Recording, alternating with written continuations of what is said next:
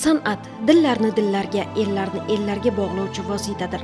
Ohanglarni anglamoq uchun tarjimonning zarurati yo'q. Insonning eng go'zal tuyg'ularidan toki nafratigacha dilni tug'yonga keltirguvchi tuyg'ularni-da ifodalashga qodir ohanglar bor aslida. Albatta, inson ongi, tafakkuri rivojida tuyg'ular va hislarni to'liq anglatishda san'atning, xususan musiqa san'atining o'rni va roli juda katta. U avvalo qalbni, ruhiyatni tarbiyalaydi. Bugungi kunda mamlakatimizda ham jahon va milliy musiqa san'ati durdonalarini o'rganish va targ'ib etish ishlariga alohida e'tibor qaratilmoqda. 2025-yilning 28-iyulida O'zbekiston Respublikasi Prezidentining milliy va jahon musiqa san'ati yutuqlarini xalqimiz orasida keng targ'ib qilishga oid qo'shimcha chora-tadbirlar to'g'risidagi qarori qabul qilindi. Albatta, ushbu qaror bilan milliy va jahon musiqa san'atining eng sara namunalaridan aholini bahramand qilish, madaniyat sohasida xizmatlar ko'rsatish sifatini yanada oshirish, ushbu yo'nalishlarda umidli yosh ijrochilarni aniqlash va ularning iqtidorini ro'yobga chiqarishga ko'maklashish hamda jahon madaniyati va san'atidan keng jamoatchilikni boxabar etish maqsad qilingan. Bugungi kunda jahon musiqa san'atiga yoshlarimizda, umuman shu jamiyatimizda qiziqish ortib bormoqda.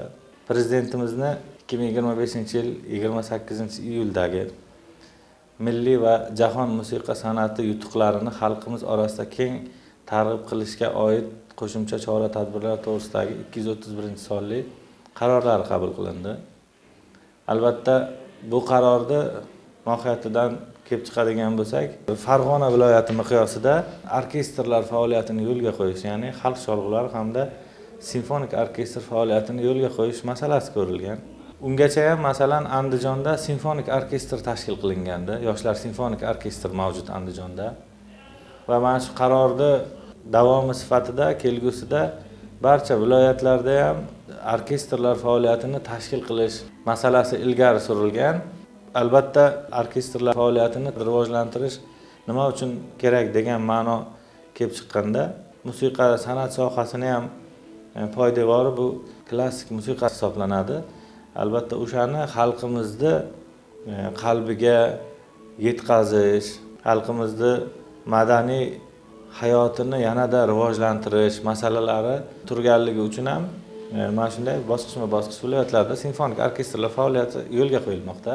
Albatta, o'zim ham masalan orkestr rahbari sifatida faoliyat yuritaman. Bunday jamoalarni bizda tashkil qilish bir tomondan masalan xalqimizni musiqa namunalaridan bahramand qilish bo'ladigan bo'lsa, ikkinchi tomondan iqtidorli yoshlarni o'z qobiliyatlarini namoyon qilishlari uchun imkoniyat deb bilamiz.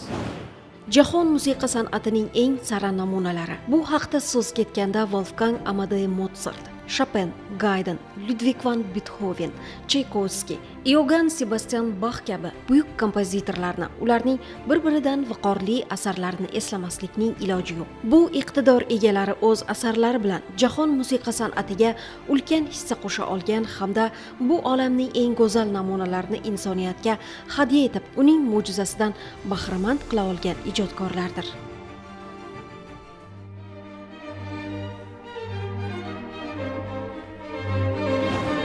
Musiqa avvalambor insoniyatcha paydo bo'lgan davrdan boshlangan aslida. Bugungi kundagi zamonaviy musiqalarda asosiy boshlanish jarayonlari barokko davriga borib taqaladi. Masalan 1600-yillardan boshlangan. Undan keyin klassik davr boshlangan. Keyin romantizm davri. Mana shunday bir qancha o'zini bosqichlarini bosib o'tgan.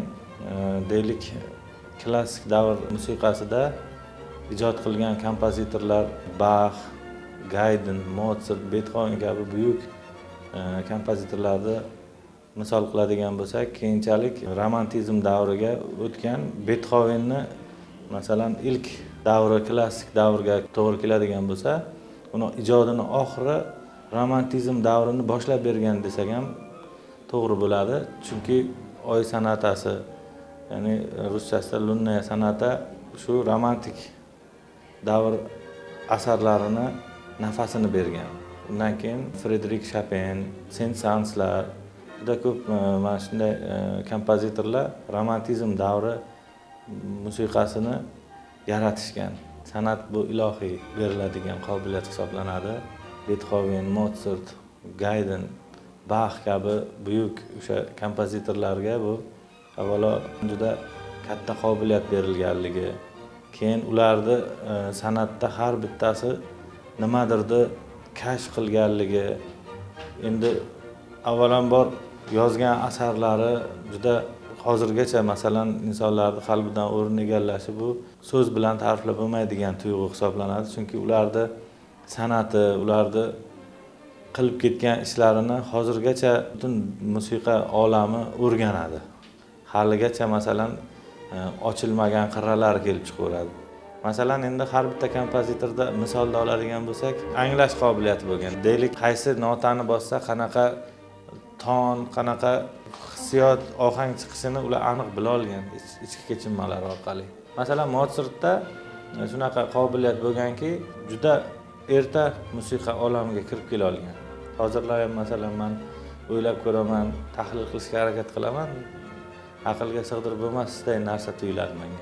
Mozart 6 yoshida birinchi asarini yozgan. Aqlga sig'magan narsa hisoblanadi, chunki musiqiy ilmlarni egallashda o'zi ham insonda ko'p vaqt olib qo'yadi-da.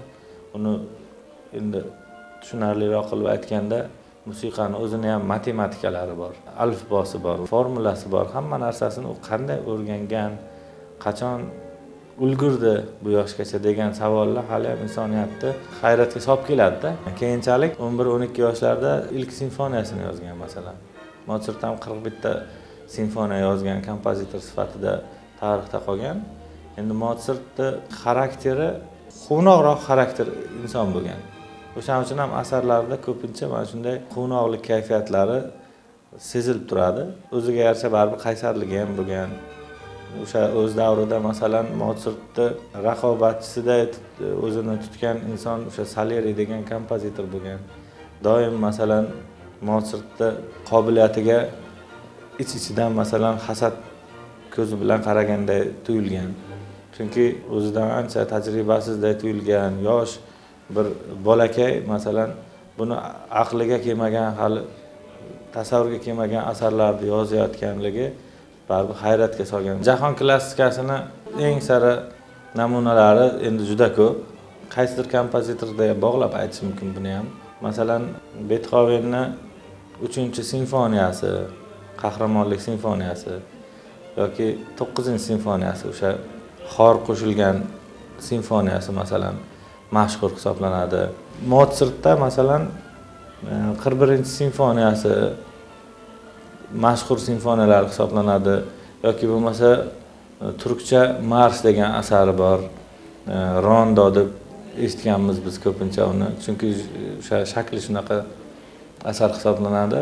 Keyin rus musiqasini oladigan bo'lsak ham Chaykovskiy yoki Rimskiy-Korsakof masalan. Umuman olganda mana shu rus kompozitorlarining ham asarlaridan Chaykovskiyni oladigan bo'lsak, Qish hayollari degan simfoniyasi bor.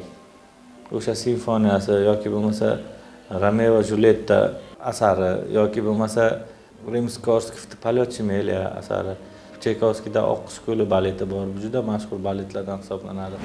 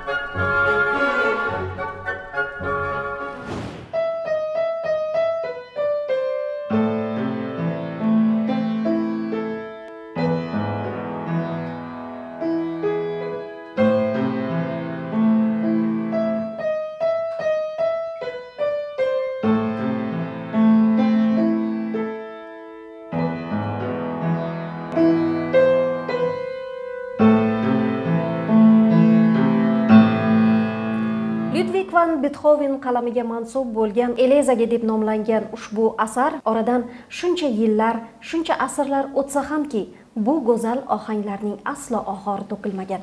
Hali ham insonlar qalbida, hayotida yashab kelmoqda.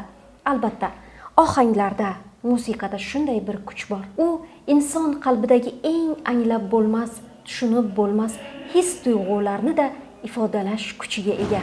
Beethoven hayot faoliyati davrida 9 ta simfoniya yozgan, 32 ta sonata yozgan. O'sha simfoniyalarda ham masalan yangiliklari orkestr tarkibiga birinchi bo'lib trombon cholg'usini qo'shgan va xor jamoasini simfoniyada foydalangan birinchi kompozitor hisoblanadi.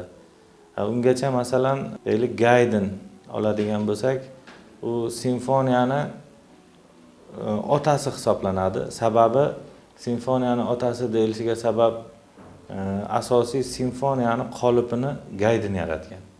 Va shu qolipga asosan o'zi bir umr knyaz Yestergazi saroyida yashagan, ijod qilgan, saroy kompozitori hisoblangan va bizgacha yetib kelgan va aniqlangani 104 ta simfoniya yaratgan kompozitor sifatida tarixda qolgan. Mana shunday kompozitorlarning asarlarini hayotiyligi bugungi kunda ham insonni chuqur mulohazaga solishi, bu avvalo boshda aytganday ularga berilgan qobiliyat va ikkinchidan o'sha davrni, o'sha muhitni bularga qilgan ta'siri sifatida olsak ham bo'ladi.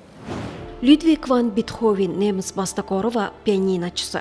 U g'arb musiqa tarixidagi eng buyuk ijodkorlardan biri. Uning ijodi klassik musiqada, klassik davrdan romantik davrga o'tishni qamrab oladi. U 1800-yillarning boshida o'z ijodini boshlagan va shu vaqt mobaynida Joseph Haydn, Wolfgang Amadeus Mozart uslublaridan foydalangan. Ijodining keyingi yillarida esa musiqiy shakl va ifodadagi yangiliklarni kengaytirib bordi. Uning birinchi yirik orkestr asari, birinchi simfoniya premyerasi 1800-yilda bo'lib o'tgan. Birinchi torli kvartetlar to'plami 1801-yilda nashr etilgan. 1804-1808-yillarda o'zining 3 va 5-simfoniyalarini yozadi va katta sahnalarda taqdim etadi. U sog'ligidagi muammolarga qaramasdan ijodda davom etadi, ammo eshitmaslik bilan bog'liq bu bedavo dard tobora kuchayib boradi. Beethoven o'zining eng hayratlanarli asarlarini, jumladan keyingi simfoniyalarini, kamera musiqasini va kechki pianino sonatalarini ham ayni mana shu yillarda yaratadi. U o'zining so'nggi asarlarini deyarli o'zi eshitmagan. 1815-yilga kelib Beethoven butunlay kar bo'lib qoladi va shundan so'ng pianino ijro etishdan va omma oldida chiqishdan butunlay voz kechadi. 1822-1824 yillarda u xor simfoniyasining birinchi namunasi bo'lgan 9-simfoniyasini yaratdi. Shunday qilib bugun biz sevib tinglayotgan bu kabi go'zal asarlarni Beethovenning o'zi eshita olmagan ekan.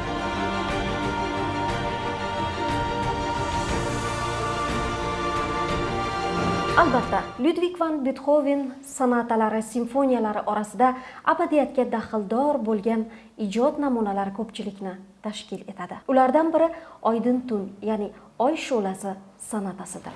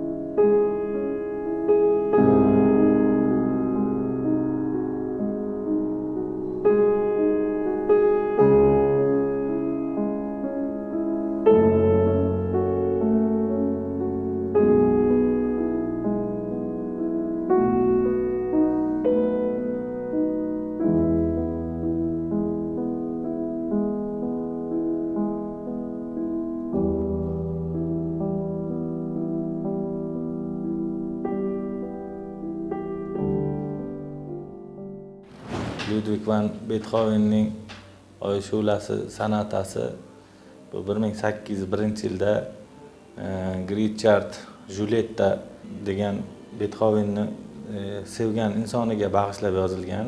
Lekin o'sha Juletta Bethovenni sevgisini rad qilib, deylik, boshqa kompozitorni undan ustun ko'rgan va bu albatta Bethovenga qattiq ta'sir qilgan hamda shu asarni yozishiga sababchi bo'lgan.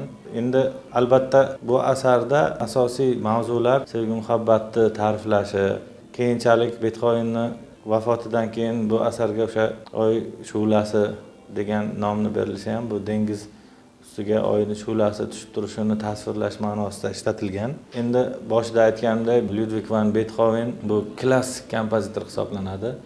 Klassik kompozitorlar bilan romantik kompozitorlarning o'rtasidagi farq shundaki, klassik kompozitorlar ma'lum bir qonuniyatlar asosida kuy yozadi. O'sha o'zini belgilangan qonun qoidasi qolipidan chiqmagan holda asar yozgan. Lekin romantik davr kompozitorlari xayolan, o'ychan, yuragi nimani xohlasa shunaqa janrda asar yozgan. Albatta, xuddi shunday narsa Bethovenni Oy shu'lasi asarida, sonatasida ham o'z aksini, ifodasini topgan.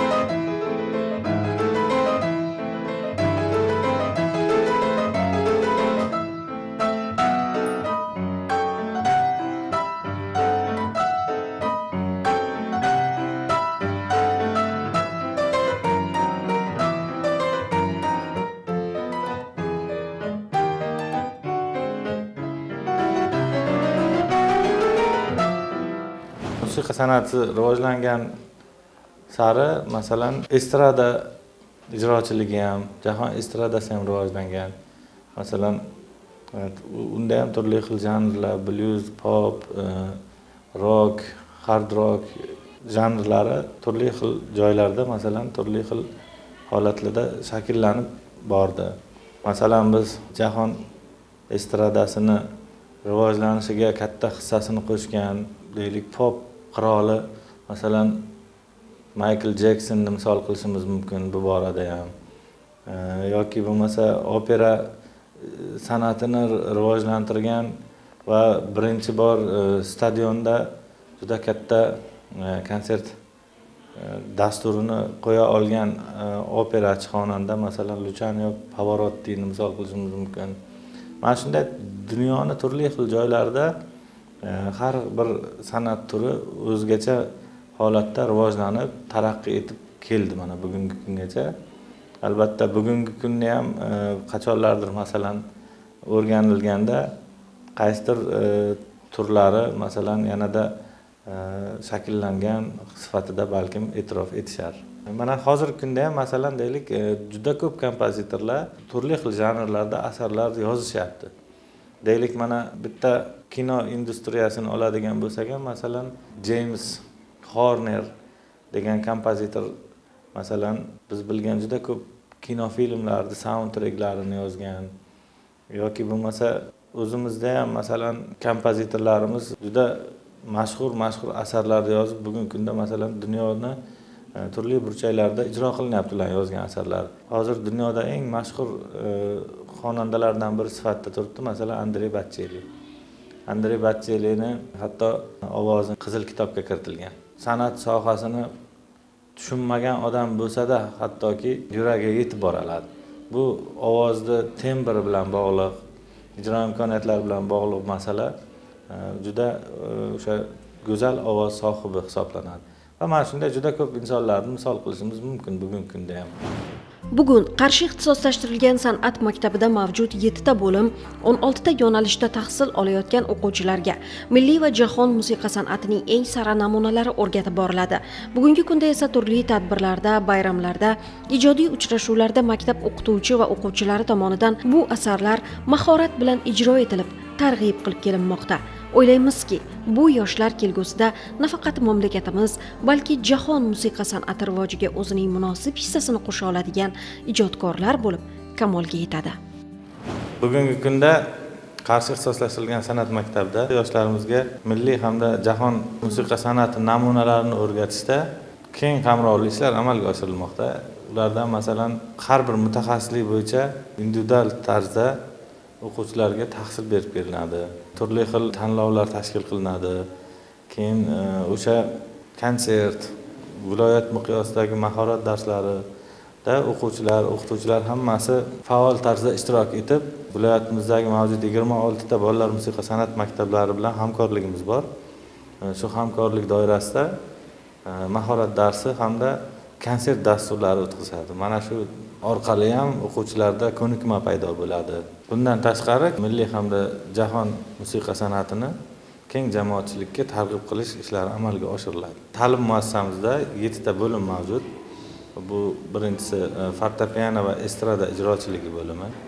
Albatta bunda fortepiano mutaxassisligi maxsus o'rgatiladi. Va shu fortepiano o'rganayotgan o'quvchilarimizga jahon klassik musiqa namunalari o'rgatiladi. Estrada ijrochiligi yo'nalishida ham jahon estradasi o'rgatiladi. Akademik xonandalik, xor dirijorligi va musiqa nazariyasi bo'limi. Bu bo'limda asosan 3 xil yo'nalishni o'z ichiga qamrab olgan. Akademik xonandalik bu opera san'atini o'rganiladi. Bu ham jahon musiqasi namunalari hisoblanadi. Xor dirijorligi bu xor jamoalari bilan ishlashni o'rgatadigan bo'lim va musiqa nazariyasi bu musiqani nazariy tomonlarini o'rganadigan bo'lim hisoblanadi. Endi bugungi kunda mana shu yoshlarning jahon musiqa san'atiga, milliy mumtoz musiqalarimizga qiziqishlari qanday? Yoshlarimizni qiziqishlari juda ham baland jahon mumtoz musiqa san'atiga. Chunki har tomonlama qo'llab-quvvatlanyapti, juda keng imkoniyatlar ochib berilyapti, targ'ib qilinyapti. Katta nufuzli tanlovlar tashkil qilinyapti. Chet ellarda gastrol safarlari deysizmi, O'zbekiston madaniyat kunlari deyiladimi? Juda ko'p masalan imkoniyatlar eshigi ochildi. Shuning uchun ham o'quvchilarimizda bu yo'nalishlarga juda kuchli qiziqish mavjud hamda o'sha professional nuqtai nazardan chuqur o'rganib borishmoqda. Umuman bu ta'lim muassasamizda juda ko'p xalqaro tanlov g'oliblarini yetishtirib chiqargan. Shaxsan o'zim ham shu xalqaro tanlov sovrindori hisoblanaman. Rossiya Federatsiyasi, Kareliya avtonom respublikasi Petrozavodsk shahrida bo'lib o'tgan 16-xalqaro xalq cholg'ulari ko'rik tanlovi birinchi o'rin sovrindoriman. Xalqaro tanlovlar juda ham ko'p va o'quvchilarimiz mana o'tgan yili ham Turkiyada bo'lib o'tgan xalqaro tanlovlarda, O'zbekistonda bo'lib o'tadigan xalqaro tanlovlarda juda ko'p nufuzli o'rinlarni qo'lga kiritib kelishmoqda. Va milliy musiqa san'atimizni jahon miqyosida targ'ib qilyapti va xalqimiz orasida ham keng tarqalishiga xizmat qilmoqda.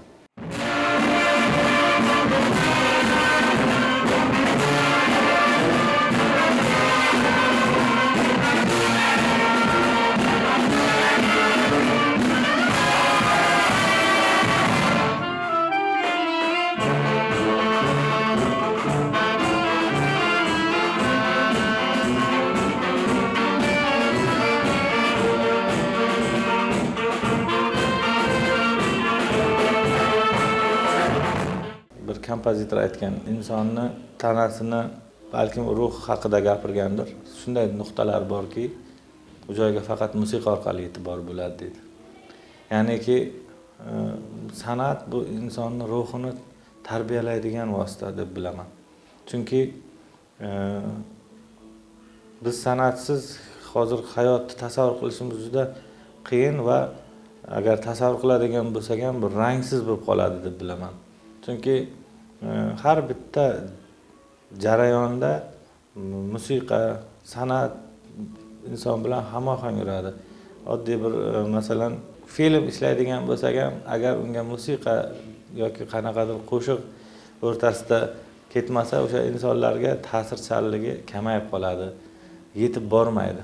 Insonda shunday hissiyot borki, uni hech qanaqa so'z yoki rang bilan ifodalab bo'lmaydi, faqat uni musiqa, ohang vositasida yetkazish mumkin.